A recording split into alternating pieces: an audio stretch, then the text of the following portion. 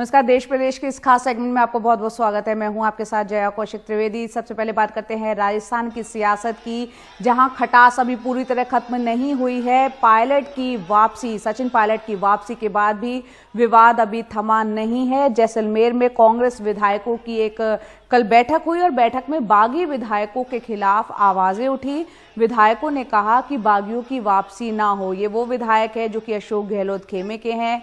ये भी बताया गया कि लीडरशिप ने कहा है कि आलाकमान की बात माननी होगी। अशोक गहलोत ने वहां पर विधायकों को समझाया है। साथ ही जैसलमेर से आज जयपुर लौटने जा रहे हैं अशोक गहलोत के तमाम समर्थक विधायक। जयपुर में होटल फेयरमॉन्ट में रुकेंगे गहलोत समर्थक विधायक, और साथ ही सचिन पायलट और उनके समर्थक कल पहले ही जयपुर पहुंच चुके हैं।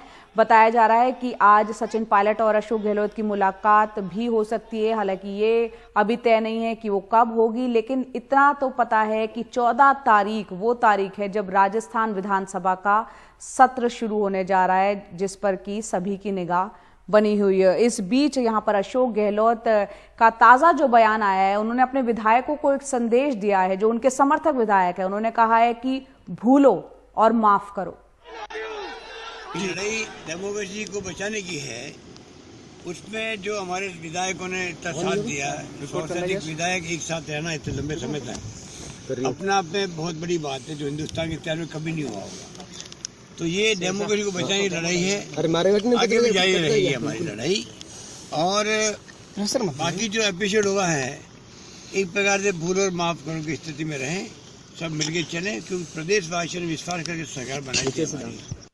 तो अब जब उनके समर्थक विधायक इस बात से नाराज है कि बागी विधायकों को क्यों वापस लिया जाना है, तो अशोक गहलोत कह रहे हैं भूलो और माफ करो। हालांकि ये सवाल उनसे भी पूछा जाना चाहिए कि जब वो सचिन पायलट से नाराज थे तो तब वो भूले और माफ क्यों नहीं सचिन पायलट को लेकर। बहरहाल प्रियंका की पहल के बाद राहुल गांधी और सचिन पायलट की दोस्ती बनी रही, उनकी घर वापसी हुई, लेकिन राजस्थान में गहलोत समर्थक विधायकों के रुख से लगता है कि ये खटास अभी खत्म नहीं हुई है। इधर खुद को निकम्मा कहे जाने की टीस सचिन पायलट के मन में अभी भी बनी हुई है। एज अ रिपोर्टर अलग बात है, लेकिन जब एज ए इंडिविजुअल मुझे कोई निकम्मा या नकारा कहता है तो बहुत खराब लगेगा। जब अशोक गहलोत साहब ने आपको निकम्मा और नकारा कहा, आपने टीवी पर देखा, आपको कैसा लगा? कैसा लग सकता है? मैं राजनीति करता हूँ, मैं भी तो इंसान हूँ। मुझे बड़ी पीड़ा हुई, मुझे बड़ा दुख हुआ, आश्चर्य भी हुआ, क्योंकि विरोध हो सकता है, असहमति हो सकती है, राजनीतिक अनबन भी हो सकती है, वैचारिक मतभेद हो सकते हैं, लेकिन जिस प्रकार के शब्दों का प्रयोग किया, मैं आहत था सच में। और लेकिन मैंने रिस्पॉन्ड नहीं किया। मुझे लगा कि मैं आज इस पर रिस्पॉन्ड करूँगा तो वो एक सभ्य राजनीति का परिचय नहीं है। और मेरे संस्कार ऐसे हैं कि हमारे जो बुज़ुर्ग हैं, जो उम्र में बड़े हैं, उनका पूरा सम्मान करना पड़ता है, और मैं करता भी मन से। अशोक गहलोत साहब मेरे से उम्र में, अनुभव में ज़्यादा बड़े हैं, मैंने हमेशा उनका रिगार्ड किया, रिस्पेक्ट किया व्यक्तिगत तौर पर। लेकिन काम करने के तरीके में, वादों के निर्वहन करने में, सरकार को चलाने में अगर मुझे लगता है कि सुझाव देना ज़रूरी है, कुछ ऑल्टर करना पड़ेगा, कुछ चेंज करना पड़ेगा, तो वो मैं पहले भी दिया था, आज भी दिया है, और भविष्य में जरूरत पड़ेगी तब भी दूंगा। और इस वक्त जयपुर से हमारे सहयोगी सौरभ शुक्ला हमारे साथ जुड़ गए हैं। सौरभ, यहाँ पर जैसलमेर में जो अशोक गहलोत खेमे के विधायक थे, वो अब जयपुर पहुंचने जा रहे हैं। आपसे जानना चाहेंगे, अशोक गहलोत का एक बयान आया है जिसमें उन्होंने कहा है कि अपने विधायकों को कहा है जो कि नाराज हो गए हैं बागी विधायकों के वापस लौटने पर, भूलो और माफ करो। तो ये बात उन्हें तब क्यों नहीं याद आई जब सचिन पायलट जो है उनके कार्यशैली पर सवाल खड़े कर रहे थे? तब वो सचिन पायलट को भुलाते हुए, उनकी बातों को और उनको माफ करते हुए आगे क्यों नहीं बढ़े राजस्थान में? बिल्कुल जया, देखिए ये राजनीति और हम और आप सब समझते हैं। अशोक गहलोत साहब ने जैसलमेर में ये मीडिया को कहा है, फॉरगेट एंड फॉरगिव, भूलो और माफ़ करो, और देश की और प्रदेश की जनता के लिए, प्रजातंत्र बचाने के लिए काम करो। और उन्होंने उससे पहले ये भी कहा कि वो नाराज़ है और उनकी नाराज़गी भी जायज़ है, क्योंकि 1 महीने से वो वहाँ पर थे। तो लेकिन मैं उनको समझा रहा हूँ, मैंने उनको बताया है कि टॉलरेंट रहना बहुत ज़रूरी है, यानी सहनशील रहना बहुत ज़रूरी है। तो वो अपनी बात भी कह रहे हैं। और देखिए कल जो मीटिंग हुई थी उसमें 2 विधायक, अशोक चांदना और संयम लोढ़ा इंडिपेंडेंट विधायक हैं, और उन्होंने ही जो बाकी निर्दलीय विधायक उनको साथ में रखा हुआ है कल जो 3 निर्दलीय विधायक जो सचिन पायलट के साथ थे उनको भी लेकर के आने में उनका योगदान है। उन्होंने बड़ा हंगामा किया है कल CLP की मीटिंग में, और उन्होंने कहा है कि इनके रवैये की वजह, सचिन पायलट और उनके जो साथी विधायक हैं उनके रवैये की वजह से कांग्रेस को राष्ट्रीय स्तर पर शर्मिंदगी उठानी पड़ी है। ऐसे में उनको वापस लाना और उनको अगर कुछ दिया जाता है तो ये उन विधायकों के लिए अनफेयर है जो कि पिछले 1 महीने से ज़्यादा वक्त तक बाड़ेबंदी में हैं। लेकिन अशोक गहलोत फिर पिक्चर में आते हैं और वो कहते हैं मैं समझा रहा हूँ और फॉरगेट एंड फॉरगिव यानी भूलो और माफ़ करो। देखिए थोड़ी देर में ये लोग यहाँ पहुँचेंगे, हम फिर इनसे सवाल पूछेंगे, लेकिन हो सकता है कि गहलोत साहब खुद कुछ ना कह रहे हों लेकिन कहलवा रहे हैं, तो वो भी राजनीति और हम सब जानते हैं गहलोत साहब बहुत मंझे हुए 14 को सत्र है, कैसा नजारा देखने को मिलेगा? बहुत ही संक्षेप में देखिए 14 से पहले तो लगता नहीं सचिन पायलट और अशोक गहलोत की मुलाकात होगी। 14 को ही होगी मीटिंग, और देखते हैं कि कितने नज़दीक क्या बात होती है। सचिन पायलट ने कल इंटरव्यू में तो हमसे कहा था कि जब मिलूंगा बहुत मुस्कुरा के मिलूंगा, उनका सम्मान करूंगा। तो हम देखेंगे जो कहा है सचिन पायलट ने वो करते हैं कि नहीं करते हैं। और अशोक गहलोत कह रहे हैं भूलो, माफ़ करो और भूलो और आगे बढ़ो, तो वो देखते हैं कितना माफ़ करके भूल करके सचिन पायलट को कितना गले लगाते हैं। वैसे कोरोना का काल है, सोशल डिस्टेंसिंग ज़रूरी है, लेकिन फिर भी समझ में तो आ ही जाएगा कि कितनी तलखी दूर रही है दोनों में। का ध्यान रखें, लेकिन मनों में जो दूरियां आ गई हैं उसको भुलाना जरूरी है अगर राजस्थान की सरकार को ठीक ठाक तरीके से आगे भी चलना है तो। बहुत बहुत शुक्रिया सौरभ शुक्ला इस पूरी जानकारी के लिए। और अगली खबर उत्तर प्रदेश से, जहां यमुना एक्सप्रेस वे पर मथुरा के पास एक बड़ा सड़क हादसा हुआ है। मौके पर ही 4 लोगों की मौत हो गई जबकि 8 लोग घायल हैं। बताया जा रहा है कि खड़ी हुई बस जो कि रुकी हुई थी, उसे डीजल भरवाना था, पीछे से एक कैंटर आया, उसने टक्कर मार दी। मौके पर पुलिस ने पहुंचकर घायलों को अस्पताल पहुंचाया। यमुना एक्सप्रेस वे पर शुरू होने के बाद से ही लगातार यहां पर हम देख रहे हैं कई दुर्घटनाएं हुई हैं। थाना यमुनापुर इलाके के माइलस्टोन 105 के समीप ये घटना घटी है।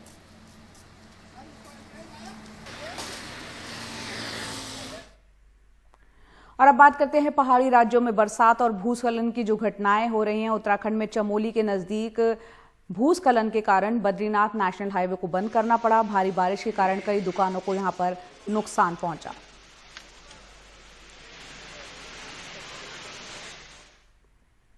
और उत्तराखंड के पिथौरागढ़ की तस्वीर भी आपको दिखाते हैं। यहाँ पिथौरागढ़ के नज़दीक शोभा गुर्दी गांव के लोग खुद ही पुल बनाने के काम में लगे हुए हैं। पास में आप देख रहे हैं नदी बह रही है और इलाके में लगातार तेज़ बरसात भी हो रही है। और बरसातों में अक्सर सड़कें और पुल जो है वो टूट जाते हैं पहाड़ी इलाकों में। ऐसे में छोटी पुलिया नदी में बह गई है। फिर कैसे तैसे वो एक टेम्परेरी अरेंजमेंट, अस्थायी तरीके से पुल निर्माण का काम स्थानीय लोग कर रहे हैं। और उत्तराखंड के ही रामनगर की तस्वीर आपको दिखाते हैं, जहां कोसी नदी में काफी तेज बहाव था। यहां पर एक युवक को डूबता हुआ देख 12 साल का बच्चा जो है वो खुद नदी में कूद गया। सनी उसका नाम है। उसने उस युवक की जान बचा ली। ये 15 मिनट तक युवक जो है वो अंदर डूबते हुए नजर आ रहा था। वो कैसे तैसे पहुंचा। 12 साल का बच्चा वो किनारे पर उनको ले आया। इस वक्त जो है इलाज चल रहा है उस शख्स का। जो युवक आपको नजर आ रहा है रेड लाल रंग की जो शर्ट पहने हुए, उसकी जान आखिरकार बच गई है। हिमाचल प्रदेश की बात करते हैं, जहां किन्नौर में भारी बारिश से बाढ़ से जनजीवन बुरी तरह से प्रभावित है। सकीबा गांव के नजदीक NH5 पर बना एक पुल बारिश के बाढ़ में बह गया। इससे आवागमन काफी बाधित हुआ है।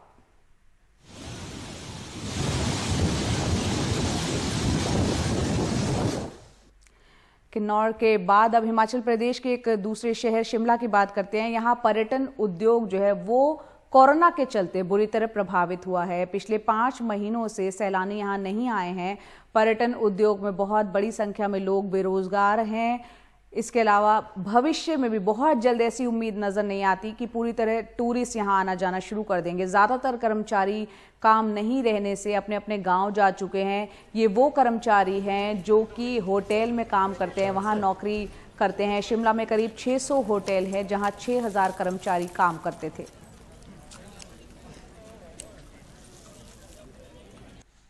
जम्मू कश्मीर के किश्तवाड़ में बरसाती नाले में 2 गाड़ियां डूब गई। बड़ी मुश्किल से ड्राइवर की जान यहां पर बच पाई। बारिश के कारण इलाके की सड़कें टूट गई। लोगों को खासी परेशानी यहां पर झेलनी पड़ रही है।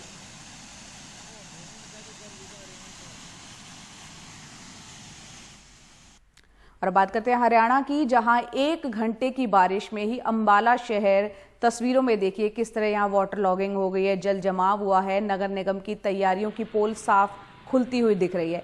बरसाती पानी की निकासी के लिए पिछले कुछ महीनों में लाखों रुपए खर्च किए गए थे, लेकिन परिणाम बिल्कुल सिफर रहा। और यही नहीं, अंबाला से जो सांसद हैं वो केंद्र में राज्य मंत्री हैं, यहाँ के जो विधायक हैं वो हरियाणा सरकार में कैबिनेट मंत्री हैं। विधायक के घर के पास भी सड़क पर पानी जमा है।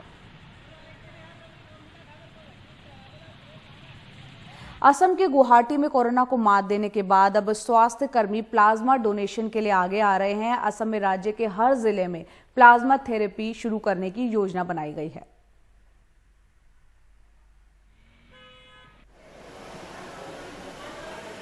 ये कतार असम के स्वास्थ्य कर्मियों की है। सोमवार को गुवाहाटी में लगे विशाल प्लाज्मा कैंप में निजी और सरकारी सेक्टर के स्वास्थ्य कर्मियों ने प्लाज्मा दान करने के लिए अपने नाम लिखाए। ये कोरोना योद्धा असम के अलग अलग हिस्सों से आए हैं। इनमें डॉक्टर, नर्स, पैरा चिकित्सक, technician, ambulance driver, ward boy और अस्पताल के सफाई कर्मचारी शामिल हैं। ड्यूटी के दौरान कोरोना मरीजों का इलाज और देखभाल करते करते ये लोग भी उसकी चपेट में आ गए थे। अब इनके प्लाज्मा से दूसरों की जिंदगी बचेगी। जो लोग भी कोरोना संक्रमित होने के बाद ठीक हुए हैं, उनसे मेरी अपील है कि प्लाज्मा दान करने के लिए आगे आएं। हम साथ मिलकर कई जिंदगियां बचा सकते हैं। कोरोना से ठीक होने के बाद मैं ड्यूटी पर वापस लौट आई हूँ और मुझे लगता है कि गंभीर मरीजों के लिए प्लाज्मा सबसे अहम चीज़ है। कोरोना मरीजों को लाने के दौरान मैं संक्रमित हो गया। अब मैं पूरी तरह ठीक हूँ। मुझे जब पता चला कि हमारे प्लाज्मा से किसी की जान बच सकती है तो मैं इसके लिए आगे आया। जरूरी जांच के बाद 300 लोग प्लाज्मा दान करने के योग्य पाए गए। इन सब लोगों ने हमारी अपील सुनी और कोरोना से ठीक होने के बाद प्लाज्मा दान करने के लिए आगे आए हैं। इंसानियत की रक्षा के लिए निजी और सरकारी दोनों क्षेत्र के स्वास्थ्य कर्मी प्लाज्मा डोनेट कर रहे हैं। असम देश में कोरोना से सबसे कम मौत वाले राज्यों में से एक है। यहाँ 1% से भी कम मृत्यु दर है। असम दिल्ली के बाद प्लाज्मा थेरेपी शुरू करने वाला दूसरा राज्य बना। अब राज्य सरकार ने हर जिले में प्लाज्मा थेरेपी शुरू करने की योजना बनाई है। इसके लिए बड़े पैमाने पर डोनर्स की जरूरत है। डॉक्टर और स्वास्थ्यकर्मी दूसरों के लिए मिसाल पेश कर रहे हैं। असम से रत्नदीप चौधरी की रिपोर्ट, एनडीटीवी इंडिया के लिए।